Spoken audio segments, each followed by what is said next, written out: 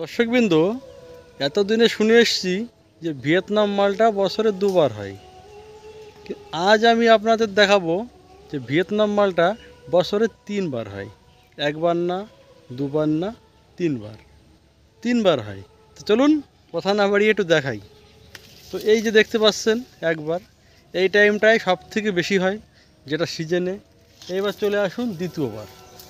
যখন দ্বিতীয়বার যাবেন, এই দেখায়, এই দেখুন সাইজ, এইটা কিন্তু প্রথম সাইজ, এটা কিন্তু দ্বিতীয় সাইজ।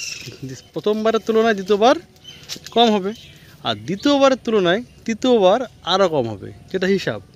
তো তৃতীয়বার একটু দেখাই দিই, এটা কিন্তু তৃতীয়বার। তো মোটামুটি ভালোই আসছে, যে শুধু একটা জায়গায় এসছে তা কিন্তু না। আমি যেহেতু ফ্রন্ট ক্যামেরায় দেখাচ্ছি, ব্যাক ক্যামেরা হলে ভালো দেখাতে পারতাম। আর এগুলো সব আমার দ্বিতীয়বারে বেশ ভালোই এসছে। শুধু এই গাছটা না, এই গাছটা এসছে। দেখুন, এইটা কিন্তু প্রথমবার, এটা কিন্তু দ্বিতীয়বার, ঠিক আছে। তৃতীয়বারও এসছে ভালোই।